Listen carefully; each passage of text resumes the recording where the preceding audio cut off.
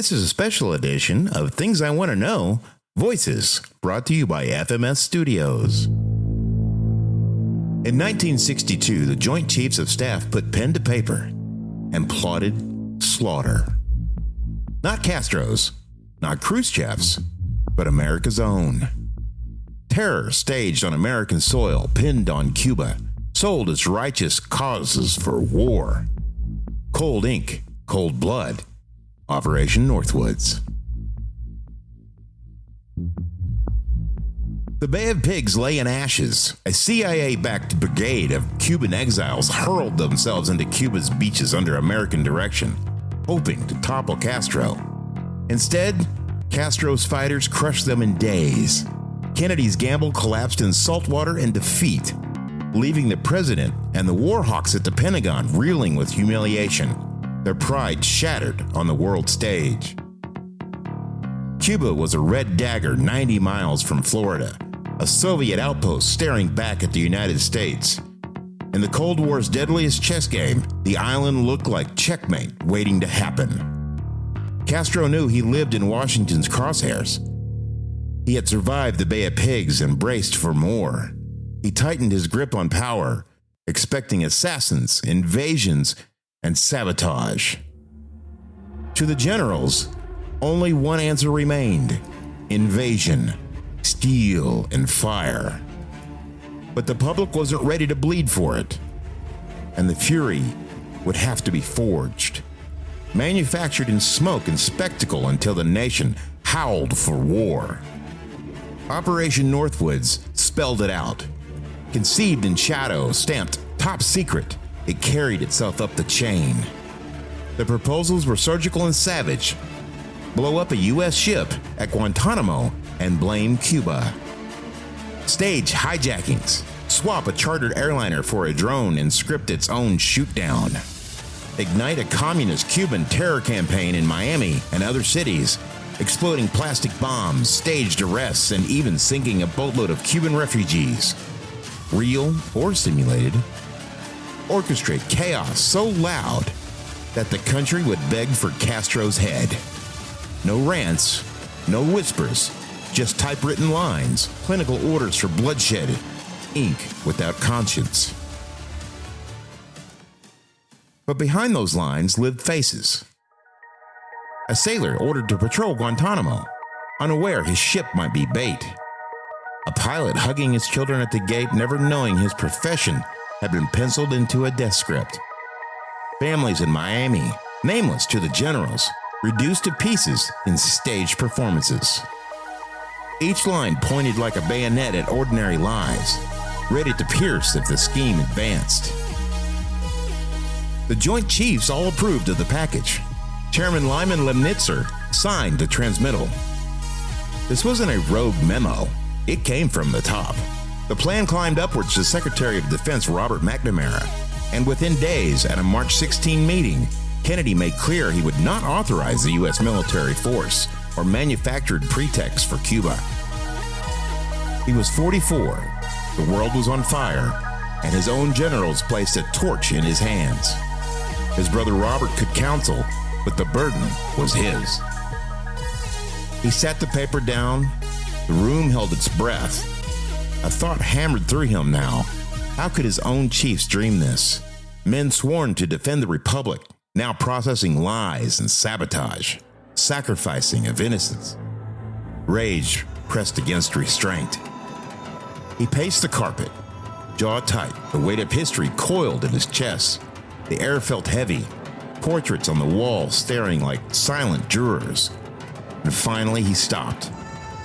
The generals waited, their cold eyes fixed on the president. Kennedy's answer? No. Sharp. Absolute. That refusal varied Northwoods.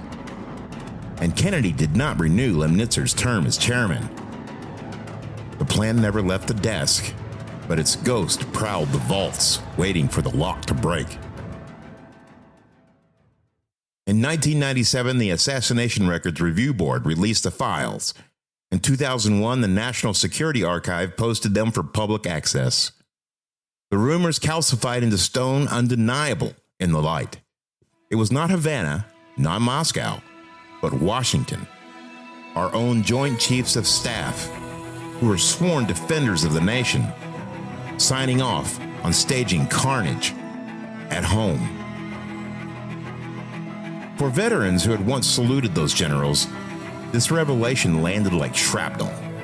Men who had bled in Korea, who had braced for nuclear winter, now stared at signatures authorizing betrayal.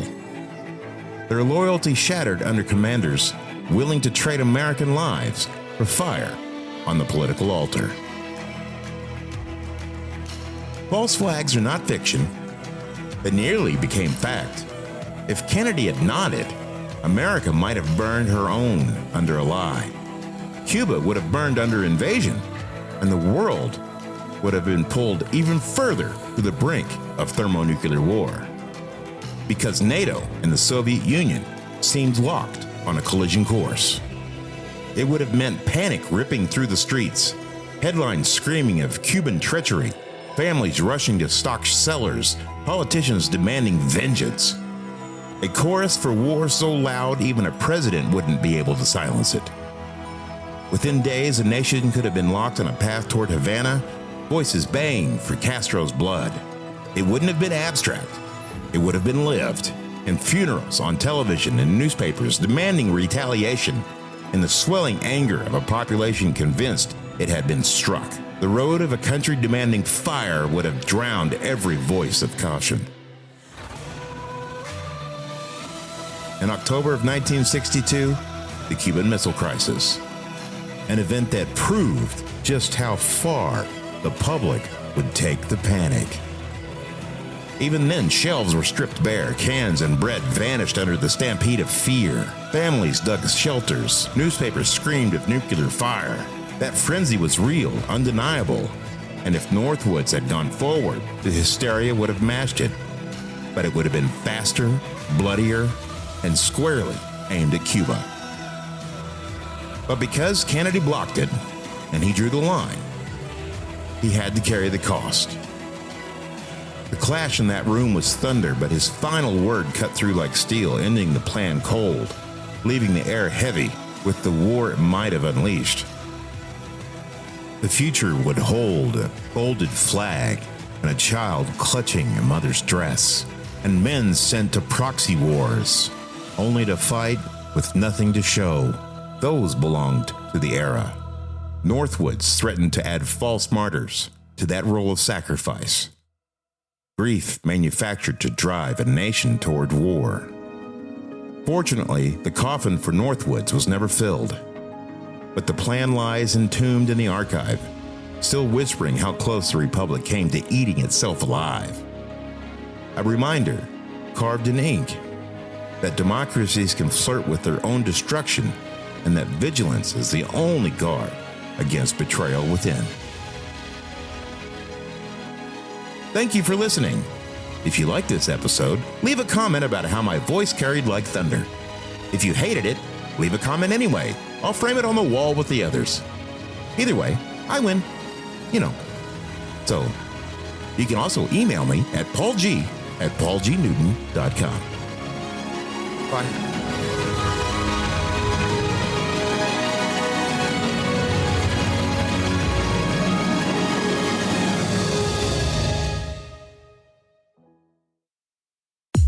Thank you for listening to Things I Want to Know. You want these stories and we want to bring them to you. So hit the support link and keep this circus and the mics alive. Then do us a favor, rate and subscribe. It helps the show find more people just like you, the ones who like their mysteries real and their storytellers unfiltered. And if you want to wear a little bit of this madness, grab some Andrea-approved gear at paulgnewton.com. We make these things for you because it matters, and you're the kind who knows the difference.